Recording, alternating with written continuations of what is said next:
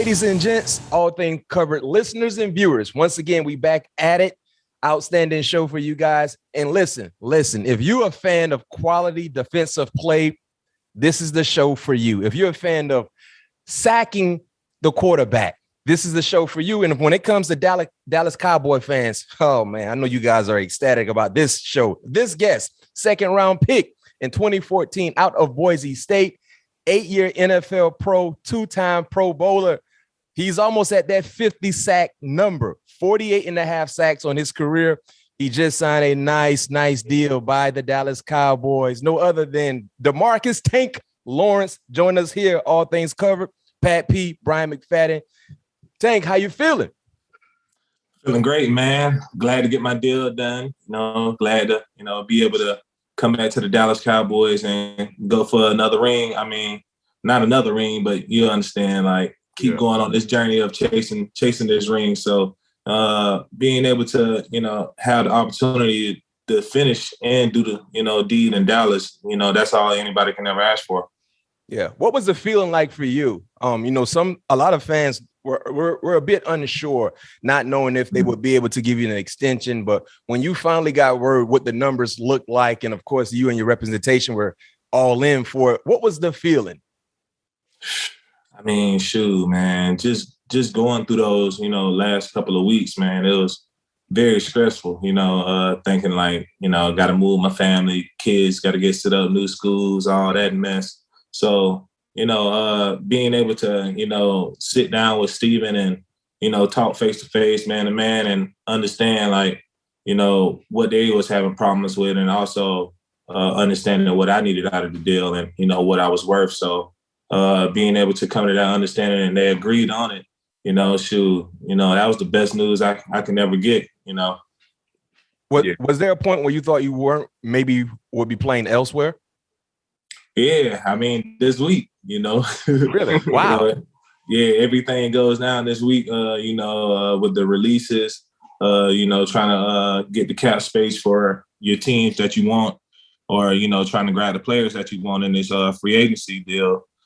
So I thought, if they can't get my number down, or if I can't get my, 30 mil guaranteed over 2 years, then shoot, I'm out the door, and so being able to, get it done, and just being able to stay in Dallas, boy, I'm in a good place. Yeah, man. We can all tell that you're in a good place. And like you said, you went through a range of emotions today. Obviously signing the deal, making it official today, but also some other news came out of Dallas that ended up going out to Denver. Your counterpartner, Randy. So what was your emotions when you first saw that he signed with you guys, then end up initially signing with you guys, then end up going over to Denver? Right. Yeah. So actually, me and my boys was in the weight room lifting weights this morning, and we get the news, Randy don't sign back with us, so we all, in the crump, whatever. So I got in the car, and I'm driving home, and my agent called me. He's like, "Damn, bro, you lost Randy." I'm like, "Man, what you talking about?" He's like, he gone to Denver. I'm like, "Huh?"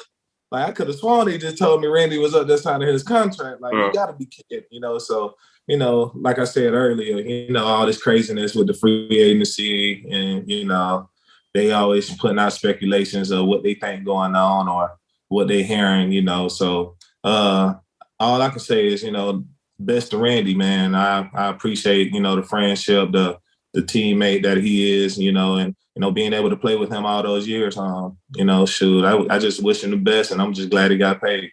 And would you welcome Von Miller to Dallas? Although, we know that he's a free agent, and we all know that it's a lot of cap space that needs to be worked out or whatever, but would you welcome Von Miller to Dallas? Of course, man. Anybody, that's going to help, us get to the level that we need to play at. And that's Super Bowl level. And, Von capitalized twice, on winning the Super Bowl. And, he's a great defensive end. I mean, shoot, man, we'd be lucky to get Von, happy to play with Von, and we'll see what's up. Yeah, I mean, that defense, if you guys can add a guy like Von Miller, especially the last time we saw Von, he's still sacking Joe Burrow. Then you got yourself, you got Parsons, you got Diggs in the back end. Whew, boy, you Parsons and Von and yourself, man, that's a trifecta when it comes to rushing the passer. So y'all boys gonna be fighting to get sacks if that happens. Dude, that's the best way to do it, you know. Shoot, if you ain't got no competition, you ain't gonna work hard enough, you know, in order to get there. So shoot, and then plus the first man always the man that missed. No question. People don't realize that. Well said. Well, when you look at the business side of things, when it comes to NFL and the roster, the personnel, you see new faces and new places all the time. But how challenging was it for you guys to lose a guy like Amari Cooper based on just the business? You know, it's very hard, you know, thinking you have the recipe, you know, to be a Super Bowl team and then losing the key piece on your offense. Shoot, I mean, it's very hard. Now, you know, you look at it as like, are we in a rebuilding stage or, you know, what pieces are we missing, you know, whatever. But, you know, deep down, you know, there ain't no place, you know, for me to, you know, sit here and worry. My job is only to, you know, get better and help the guys that's around me get better, you know, because, you know, at the end of the day, even though, you know, Amari's a brother, a teammate, you know, shoot, sometimes we have to, you know, part ways and, you know, go on our own journeys, you know. So shout out to Amari, you know, man, you know, keep doing your thing, you know. But shoot, at the end of the day, like, only thing we can do is, you know, keep getting better with the guys that surround us. Yeah, and Amari is definitely one of the lead best route runners in by far. You know, had the opportunity to go up against by far. By far. So, well, before we talk about your current days in Dallas, we're gonna go backwards a little bit. Describe the culture shock you experienced growing up in South Carolina, then going to Kansas for JUCO, then to Boise State. How was that? Yeah, man. So, you know, growing up in small city of South Carolina, I mean, it was peaceful. It was peaceful, but also lonely, you know. So, you know, I grew up in the woods, you know, by myself or whatever. Both of my siblings are older than me. So, you know, shoot, I had to thug it out by myself in the woods or whatever. But that's how I learned to actually pass rush, you know, just running through the woods, you know, dodging the trees, spinning on the trees, you know, doing cross chops on the trees, whatever. At what age? At what age were you doing this? I was doing it ever since like 15. You know, really? Once I started high school football, yeah. So you know, that's how I learned how to pass rush. And then you know, shoot, just being in a 2A small area and not, you know, having the right grades coming out of high school, I had to take the JUCO route. And when I went to Boise in Kansas, that was a real culture shock, you know, first time being away from mom and dad. And also, shoot, like, you know how JUCO goes. Like, it be top talent at JUCO, but, like, them boys don't got into some deep stuff down the road. So it's like, we got players from Florida, South Carolina, you know, D1 players that's out there that you got to compete with for a job. So back in 2010, they only had 11-man out-of-state rule where only 11 players out of state can play every year. So I had a red shirt my first year because I had this guy named Tank Cornelius Carradine in front of me. And, you know, he went on to go play for Florida State and then San Francisco 49ers. Yep. Tank, defensive end. Yeah, so Big Tank was in front of me. So y'all know everybody called me Tank too, right? No, yeah. Exactly. I didn't know y'all was in the same JUCO. Yeah, we was in the same JUCO. So that's why I had the red shirt that my first year, because he was in front of me and they only could put 11 men. So he basically filled my position. They was like, man, you gonna have to chill. You know, so they was like, yeah, man, shoot, you ain't no starter in that, so you gonna have to give up that name, Tank. Nobody can call you Tank no more. So they're calling me Lil Tank. You know, shoot, you know, somebody trying to little man, you really will piss you off. You know what I mean? So, it's an insult. Oh yeah, absolutely. So, you know, that made me go even harder, you know. And, my first offer was from Boise State before I even played, one game at Butler.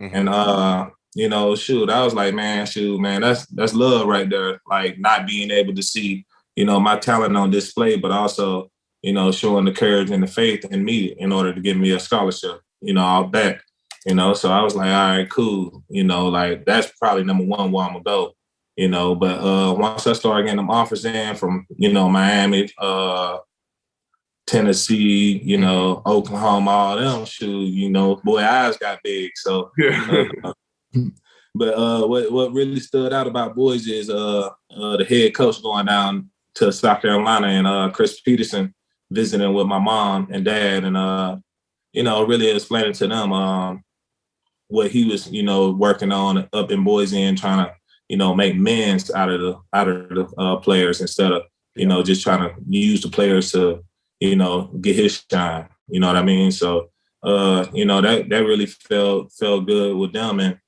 I was like, all right, bet, Boise loyal, you know what I'm saying? Like, they're going to do the right thing by me. And I was headed to Boise after that. But man, I think Kansas really set it off for me. Once I went to Kansas and seeing the culture out there, I was like, shit can't get worse than this. You know what I mean? So, wherever I'm at, I'm just not going back to South Carolina. I'm telling you.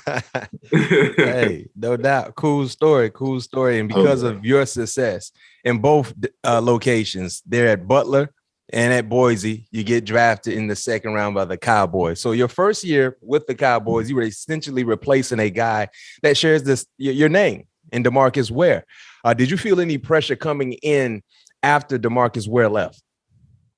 Oh, of course. I think that's probably, one of the reasons that, I broke my foot my rookie year coming out in training camp. I feel like not totally prepared, for that moment. And meaning like as a rookie, you want to go in free, being able to, be the player that you want to be. Yeah.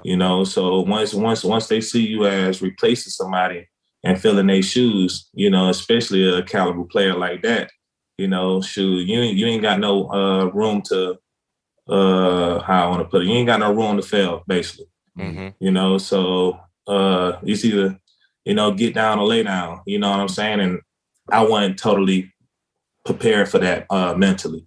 Yeah. So being able to be in that position, also, help me build, my character and my mindset to where I am now of, going out there and just dominating, understanding that it ain't no such thing as fear. It's something that we create, ourselves, but also just understanding like I'm that guy, and anybody that lines up in front of me is going to get it regardless. So once I figured that out, it was all great, after that. And with you saying you've been the youngest of three, where did you get that mentality from? Did that come from your mom, your dad, your boys you grew up with? Like, where did that mentality come from? I really think my dad, just being able to watch him grow up, I really understood like, how a man, supposed to stand firm, understand, what he's talking about, and also understand, what he wants out of life, and don't take nothing,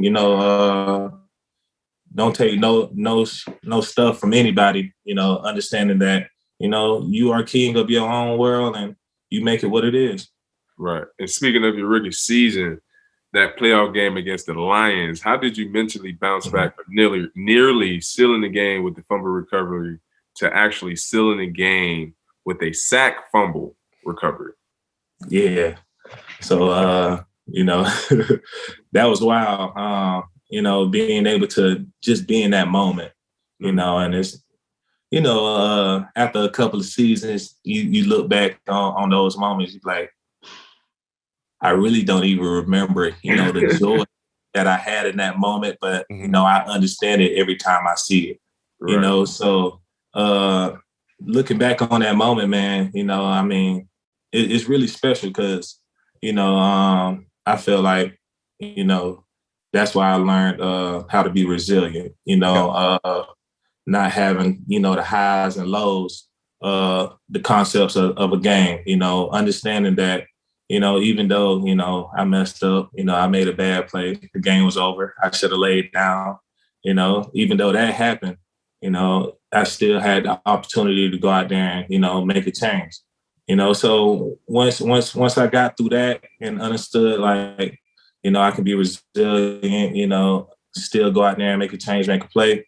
Shoot, I was good after that. But just making a play, shit, it was a dope experience for sure. As a rookie, especially, coming off that foot injury, like, shoot, it was a big moment for me because, I'm still out here trying to fill D Ware shoes, Right.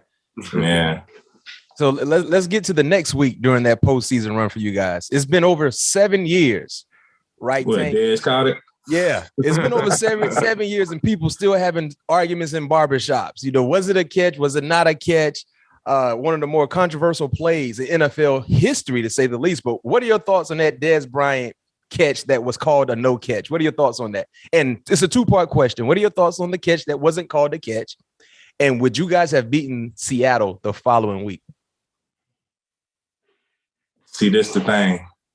I had to live through this pain, of Dez Caught It. And, also going through my ups and downs of that season. And then, being able to make it to the playoffs as a rookie and having the opportunity to win a Super Bowl.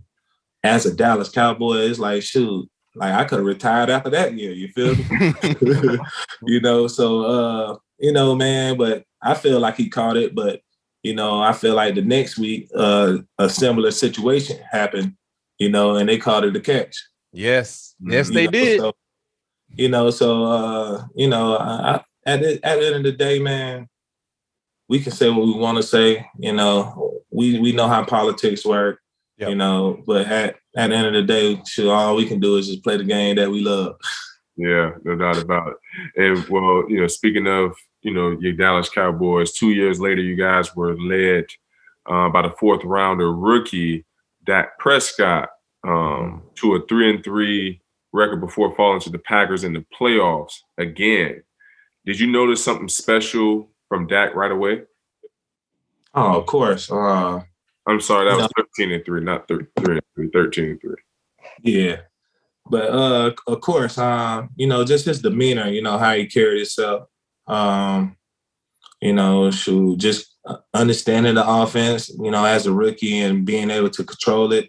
Man. And then plus, his bond with Zeke, and the wide receivers, his connection, with those guys. So, as a quarterback, you really need those things, great communication, connection with your running back and receivers, offensive line, and, Dak had a total package. You wouldn't expect that, from a light-skinned guy, you'd think it'd be shy, but, he got some swagger to him, man. And, you need that, especially, controlling an offense or a defense, or a group of men, what I'm saying? Ain't nobody going to listen to no square. Right. So, and you had an opportunity to play against one of the, what I think is, obviously he haven't played a ton of ball, but when he was in there, he put up great numbers. I'm talking about Tony Romo.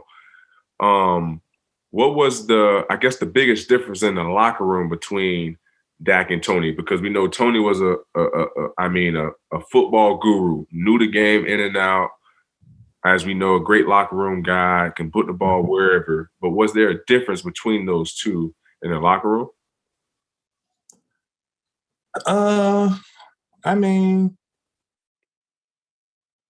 Not necessarily, because Tony will hang out with you too. You feel me? Yeah. So I just say more vocal. I say Dak is, more of a vocal leader in the locker room. And making sure we spending time with each other, as a team, and just understanding his players. I feel like Dak, me personally, Dak is, a better captain, because I don't spend more time with him also. I only got to spend 1 or 2 years with Tony. Yeah. Right. Tony clicked up by then, you feel me? He got And you was a young pup at the time. Dez, yeah, he got all them boys with him. So shoot, I was late to the dinner table. Yeah. So Tank, let's transition to individually for you. 2017, that was your breakout season. 14 and a half sacks, all pro appearance, made your first Pro Bowl. You finished 4th in the Defensive Player of the Year voting that year. What clicked for you? So actually, funny story. I decided that year I was gonna go down to Florida and train with my boy, his name Ken Bishop. Mm-hmm. And he was taking me to this little college, I forget where it's at, but little college like right outside of Miami. I'm like, man, what we going to this college for, man? You trying to, look at little girls, son? He's like, nah, bro. Pat P Dad be training up here. I was like, okay. So I got up there, and I started training with your dad in Bushfit. And basically Bushfit got my speed right, my agility right, and man, it was just, better for my body, you know what I'm saying? And, being able to bend the edge, and use my speed and power how I wanted to. I had the whole package that year, and shout out to your pops, man. Shout out to Bushfit, for, helping me out, and that was one thing, that all season workout. I changed that regimen. And then just understanding like third year, this the money year. This year make you or break you. You know what I'm saying? And so being able to understand that and also, get the proper training that I got. Yeah, I was in there. Yeah, I'm trying to think of that. I know exactly what college you're talking about too, but I can't think of it. It's right there. It's in front of an airport. Yeah. It was in Miami? Yeah, I cannot think of the name of it, but I know exactly what you're talking about, Tank. Already. But what was your used to pull up with the truck? Yeah, the black F-350. Yeah, absolutely. But what was your experience like playing under the franchise tag, and what kind of relief was it getting a long-term deal, not having to worry about playing on a 1-year deal? Mm-hmm. And also, two-part question: what was it like negotiating, your life-changing deal with the Jones family? Yeah, so actually, first, real quick, I saw he probably wasn't negotiating your deal when he was in the Bahamas, because I saw him on his yacht out there in Albany. When back then? Last week. Your boss. Oh, nah. Talk about Jerry? Yeah. Hey, bro, I'm gonna tell you about this story, but we keep it under the wraps until later. Oh yeah. So franchise tag. So I got franchise tag my first year, and with that, I feel like that was one of the most stressfulest, years ever.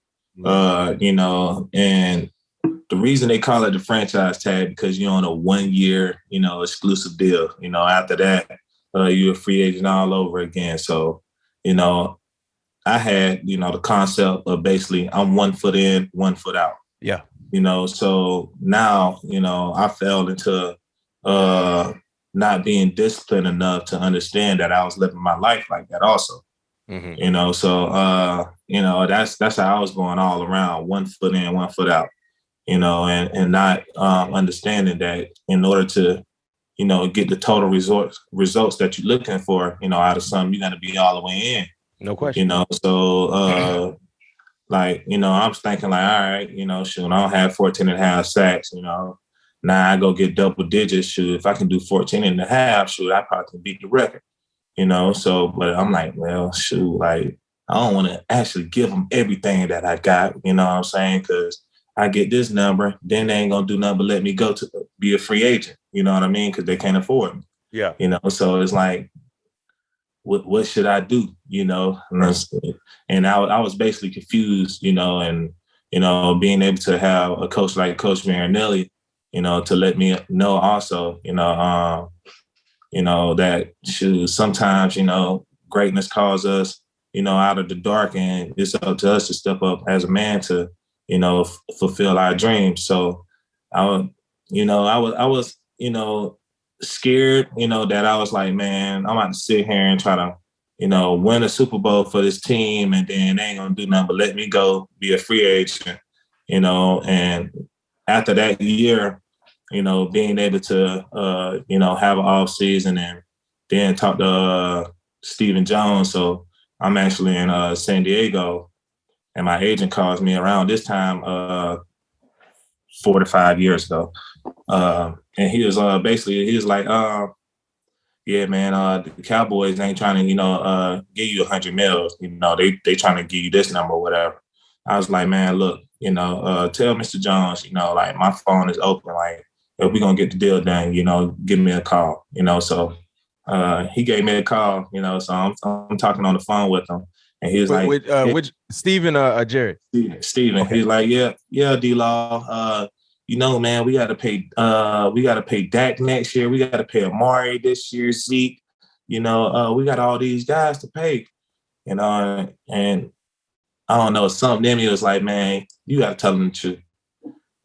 And I was like, man, Steven, that's the lay of the land. Like, I got a job to do and you got a job to do. That's your job, So, I feel sorry that you got to handle these responsibilities.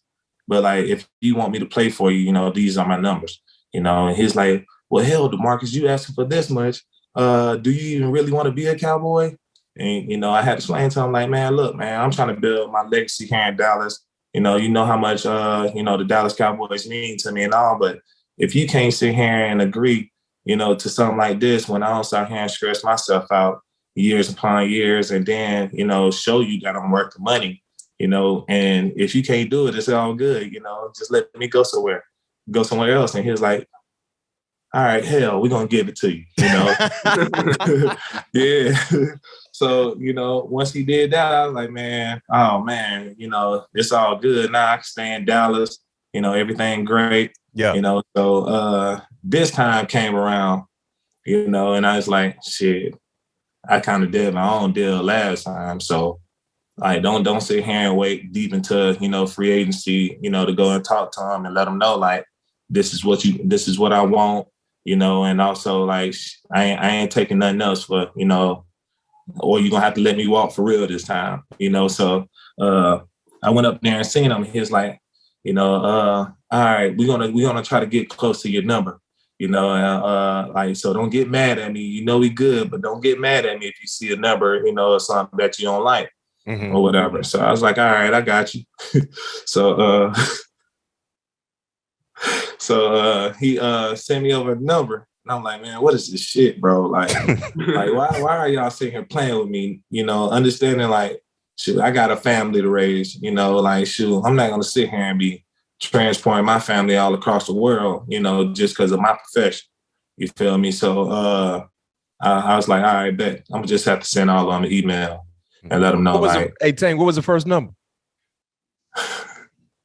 You don't want to know, man. It's disrespectful. I feel like it's disrespectful to me and also disrespectful for what I did, for the Dallas Cowboys. We know what you finally got, because it's out. So what was, let us hear the number. What that number was? One year, $10 million. Oh, yeah. Yeah, you did a great job in negotiating a better deal based on what you got. And for our listeners and viewers don't know exactly what Tank just received, you can go ahead and find out easily. But yeah, wow.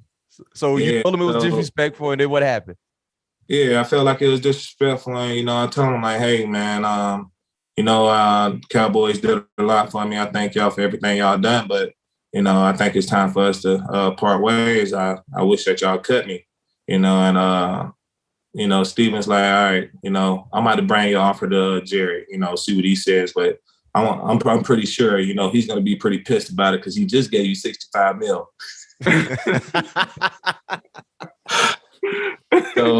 So my response was like, he ain't give me shit, like I earned it. You feel me? Yeah. You know what I'm saying? So if Jerry wants to keep me here, like, he has to understand that this is what I'm worth. And plus, I'm actually showing love and helping y'all out.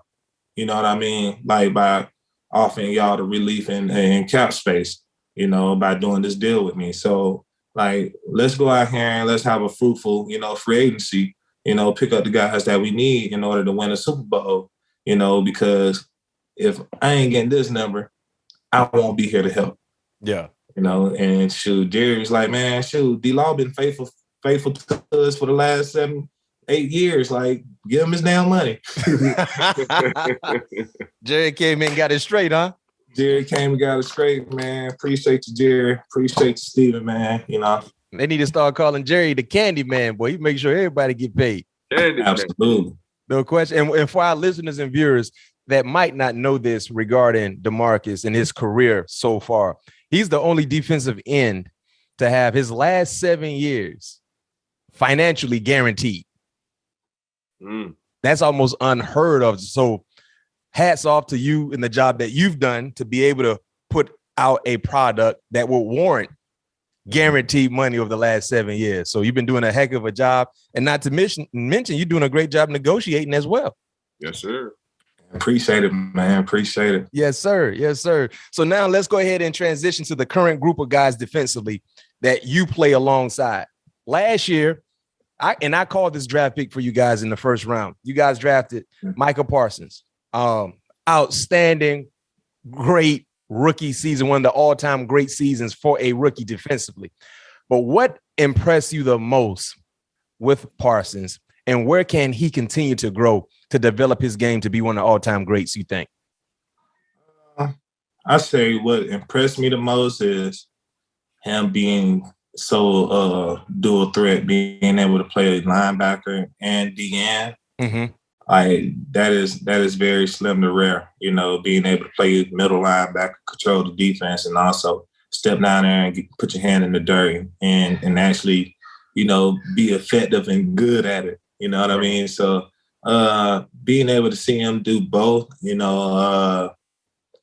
training camp, and he's going against, one of the best and, working him. You feel me? And I'm like, this cat is actually good, but shoot, man, that boy got the whole package. Speed, agility, the bend. But what I also feel like he can get better on is using his hands in his pass rush. Mm-hmm. And understanding that he's faster than the guy in front of him, but also understanding, once he speed him up, he can go speed to power. And put them on their butt. You feel me? So, hey. So I want you to put your coach hat on. A lot of our listeners and viewers might not know what speed to power is, right? Can you break that down? Speed to power. Yeah. Speed to power is getting off the ball as fast as you can, trying to make so for the listeners, we look at offensive linemen as defensive backs. Mm-hmm. We look at DNs as wide receivers. All right. That's a good way of putting it. All right, so we trying to speed the offensive lineman feet up, make him backpedal as fast as he can, so we can stab that inside shoulder, and catch him off balance while he's backpedaling to sit him down. Mm-hmm. So that's what we call speed to power. And the same thing goes for wide receivers when they trying to make receivers sit down. They do the stutter. Yep. You feel me? So stutter go or whatever. So being able to, transition those mechanics and use them, like, he'll be good. Micah Parsons will be pretty good because he'll be able to play DB too. He ran 4.3, so ain't too much he can't play. I'm telling you. Yeah. Hey, I like that. That's a unique way of breaking it down, though, Tank. That's a great job how you broke that down, looking at the difference in positions, because, yes, wide receivers try to threaten our toes to kind of get us off balance. They hit us with a move to go around. You guys do the same thing when you line up on the offensive lineman. So great way of breaking that down. Hey, real quick, talking about Micah Parsons, that Washington game, I can't remember who we was playing, but we had a night game. That was a Sunday night game. Oh, Pat P. Was that when they beat up on Washington? No, it was the day game. They was in Washington. Oh, that was a day game. Yeah. I think that was late in the year. No, the late in the year game was a Sunday night. Because the reason why I remember that Sunday night game. It was the first game day. It was the first game. Yeah, they played Washington. Yeah. Because Tank defense, y'all had a heck of a game defensively, but it screwed up my fantasy playoff hopes. I lost. I ain't getting the playoffs because y'all beat up on the Cowboys. I was playing against the Cowboys defense. Y'all scored almost 30 points in fantasy. Man, I'm still hot about that. When you got that fumble, did you score a touchdown on the fumble? I think Randy. That was Randy. Randy caught a pick. The pick and scored a touchdown. And DA scored the touchdown, the fumble, the touchdown. Mm-hmm. Micah had 2 sacks. And a sack. I had a sack, forced fumble. Yeah, that's what it was. Trayvon, shoot, ain't no telling. He probably did something. I think he had 2 picks. He got to pick the first game. Man, I'm playing against the Cowboys defense in fantasy football. I got a substantial lead before y'all kick off that Sunday night game. I'm up by like 20 points. I said, man, I know Cowboys gonna beat them up, but they ain't gonna beat them up that bad. I'm good. The fantasy pot bought almost $5,000 to get in the playoffs. I gotta get in there. Man, I'm looking at the game. The first play, pick Trayvon Diggs. I say, what the freak Heineke doing? Next play, sack, fumble. I'm like, oh, wait a minute. Man, when that touchdown, when y'all scored that defensive touchdown, man, Pat P, man, they scored that defensive touchdown, man. Almost threw my remote control through the wall, man. You knew it was over then, like that. What'd you say, Tank? I said, you knew it was over then, huh? It was too many points by then, huh? Man, listen, I was trying to get that pot. That pot was heavy. I can't even get in the playoffs because y'all beat up on Washington like that, man. Taylor Heineke. I keep messing up the name. So what make you go against the Cowboys defense? No, what happened was the guy I was playing against had y'all defense. Oh, okay. So he had y'all defense in his lineup. But I'm thinking, granted, at that time, y'all was rolling. Washington, you know how it was. They was inconsistent. High quarterbacks. I didn't expect for y'all to score 30 points. In 3 plays. Right. Basically in 3 plays. I ain't expect that, man. I lost out on a good pot, man. My vert looking sick, like Trick used to say, man. I lost man. And that's what I spoke on earlier, with Von Miller, if he's able to, join the band, you know what I'm saying, being able to, piggyback off of each other's success, and you know what I'm saying, that makes you more hungry. Like, shoot, I'm a dog out here too. Like, my boy out here balling, shoot, I got to get me one. You know what I mean? So being able to see the guys, ball out, shoot, don't do nothing but make everybody else around us better. Yeah. Well, Tank, tell me this real quick. How important was Dan Quinn last year to this defense? And also how important it is knowing that he's coming back in 2022, knowing that he had head coaching opportunities. Yeah, man. Shout out to DQ, you know what I'm saying? Like, and that's one of the main reasons why I wanted to come back too. Pat, as you know, shoot, man, you only get, a certain amount of special coaches in the league. No doubt. You know what I'm saying? Coaches that, mean what they say, are true leaders, and plus also guys you through the process. Shoot, man, I don't have 2 great defensive coordinators, and Rob Marinelli and, now DQ. And, you know what I'm saying, being able to see both of them styles, and, how Rod is, more demanding and, pushing you, out on the field, but also like philosophically like a god, you know what I'm saying? Like, he'll put the right words in your ear, to make you go out there and think you're really a warrior, So, being able to be on the DQ and, also see those similarities of, how he builds, builds the guys up to be warriors, and, also, guides us on the field, and, takes us through the training routines, as a D coordinator, most D coordinators just sit back and, watch their guys work instead of being out there, in the dirt with you, working, making sure you out there bending your knees, getting better, and so forth. So, man, shoot, I'm just glad, that I got a true leader, as a D coordinator. Yeah. Big. Well, let's take a look at the NFC. Russ left. Rodgers is back. Brady is back. Where do you feel the Cowboys fit after all the offseason moves so far when you look at some of the playoff caliber teams in the NFC? Well, I know for sure we ain't going nowhere. and that's the main thing. Really can't tell you how teams looking right now. I know a lot of teams losing pieces and also gaining pieces, but yep. Shit. And at the end of the day, Jacksonville looking pretty good right now. You feel me? So we don't know who playoff caliber teams at the moment. It's all about this work in the off season and building the complete team, because there's gonna be a lot of new guys, especially with the draft. No question. Yeah, I can see that. What you think you guys got to do to get over that playoff hump? I think we got to do a lot. Discipline, more discipline, being able to understand the situations, and also, being able to stay mindful that the game levels are going to change, but we can't change. Being able to stay neutral, through that process of the 60 minutes that we're out there. And shoot, man, also just feeding off each other energy, I feel like, some situations be too big for certain men. Mm-hmm. You know what I mean? And, as a Dallas Cowboy, shoot, everybody in the world wants you to, huh? I said, as a Dallas Cowboy, every moment big. You feel me? As a Dallas Cowboy, every moment big, and everybody wants you to fail. So right.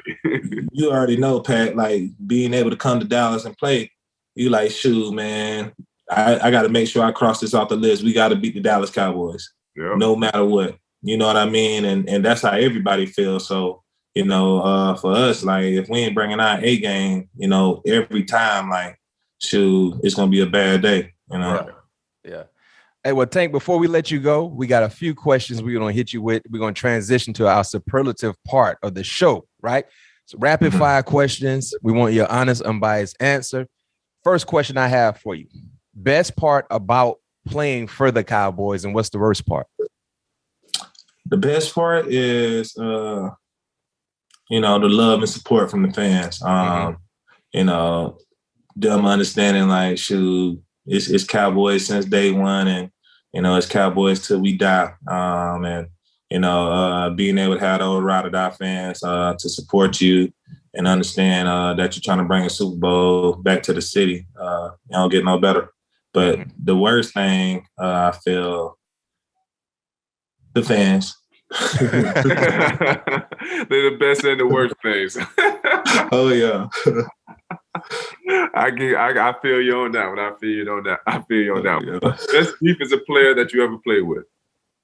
Best defensive player I ever played with, I gotta say Micah Parsons now. Shoot, already? Yeah, man. Being able to, play with a defensive rookie of the year, but also being able to have that type of talent and be that type of caliber player, shoot, man. It's dope. Micah Parsons, I got to go with Micah Parsons. Like, you got to understand, Aaron Donald was, defensive player of the year. Not defensive player of the year, but rookie of the year. Yeah. You know what I mean? So, shoot, like, I feel like, he's one of those caliber players. And we ain't seen a linebacker like this for a long time.